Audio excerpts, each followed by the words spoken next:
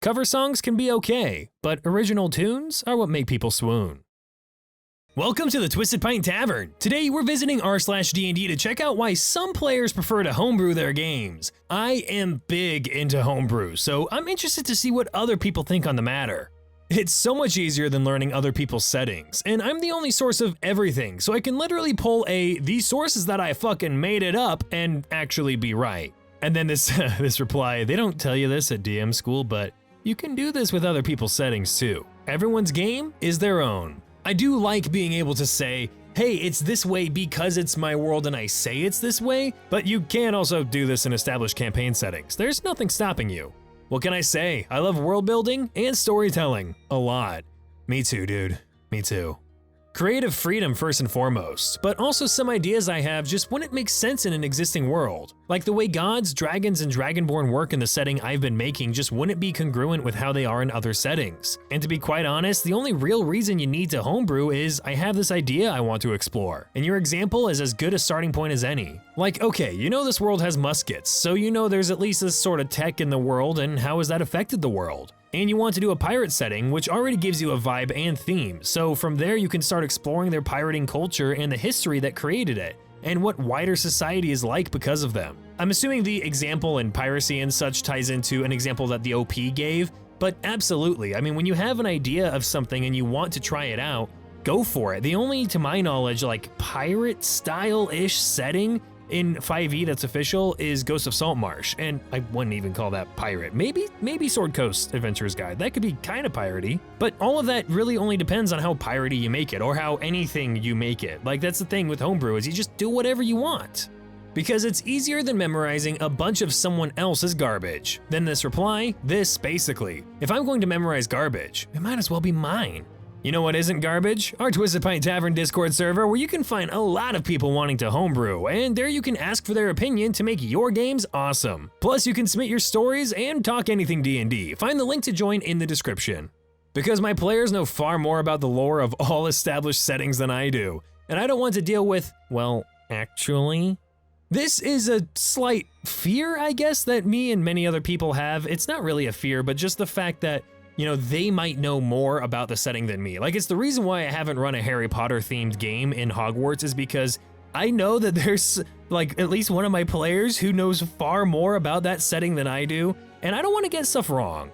Because being creative is fun. Also, 5e is kind of lacking in detail for its worlds. It's one thing if you're using something like the Lost Lands campaign setting from Frog God Games, where many areas are extraordinarily well detailed, and you can have a truly pre-made world. But 5e's available stuff ain't that. Part of the problem is because you're limiting your research and such here to 5e. The D&D world, like the Forgotten Realms and all that, is not just in 5e, it goes all the way back to D&D 1, D&D 1st edition. So if you really want to dive into the lore, you're gonna have to stretch out of the 5th edition stuff, which is uncomfortable to a lot of people, and look at either like the wiki pages or read some of the books or look at the older editions. If you want a really immersive dive into some of the different aspects of the lore, this isn't like an ad or anything, but read the Dritz series by R.A. Salvatore. He is an amazing author who writes stuff that takes place specifically in the Forgotten Realms, and he does an amazing job. I wrote a novel, it didn't sell. So now it's a D&D world that I know intimately, with the added bonus that none of my players know it. Makes it a ton of fun to DM, especially when they start lore diving. This is a slippery slope that I love to be on, because I agree, when you have this world and arc and such that you've built that could be a book, you can really flesh it out for a game, as long as you don't railroad people to stay entirely on your path for your quote book. If you don't do that, you're solid, give it a go. It's free. Yeah, it's free. That's a selling point. The only reason you need is a desire to do it. I world build because I'm a world builder. It's just something I've done for fun for pretty much as long as I can remember. Also, it's because I'm a bit of a control freak. If I'm running a game, I don't want to run the risk of a player going, well, according to this book, if we go to location X, we can find relic Y, which has effect Z. When I haven't read that book, and I'm not familiar with that location, and I did not design the campaign or threat to account for player access to effect Z. And saying, oh, sorry, that book isn't canon to my setting, only these other ones by the same author or publisher from the same series. It feels like too much of a cop-out. So my worlds and settings contain only that with which I populate them.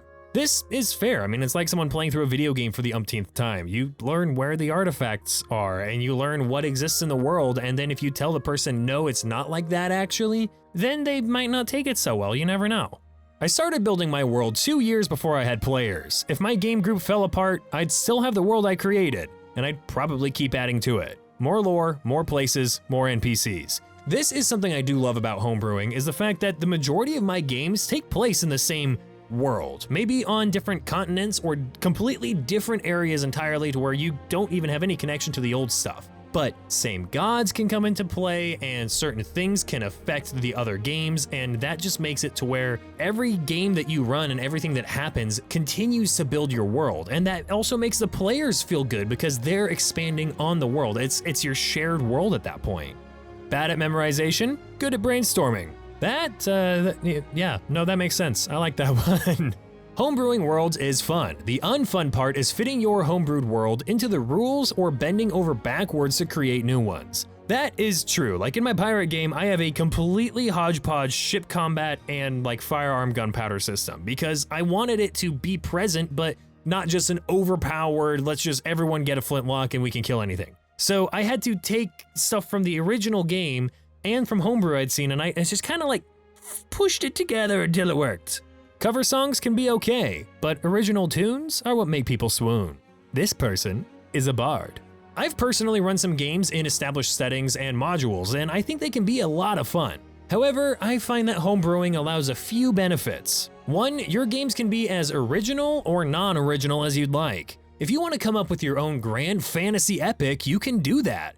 But if you just want to run the entirety of the Lord of the Rings and D&D, you can do that too. And yes, I know there's an official Lord of the Rings setting for 5e now, but you know what I mean.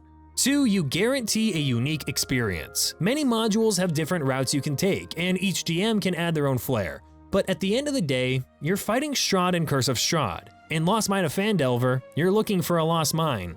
In a homebrew setting, you don't have that repetition for people who've already played those modules. And 3, I have a writer brain, and I can't turn it off. I'm thinking about the next plot hook or fight in my games pretty much all day, every day. And while modules and established settings can still inspire that, I find it so much more fun to create my own characters, adventures, and other elements of the world. Now, don't get me wrong, I love playing D&D regardless, and I have had just as much fun in my Curse of Strahd game as I have my homebrew games. I don't think there's really a right or wrong answer to the homebrew versus module debate, because both are awesome. Play your game how you enjoy playing it.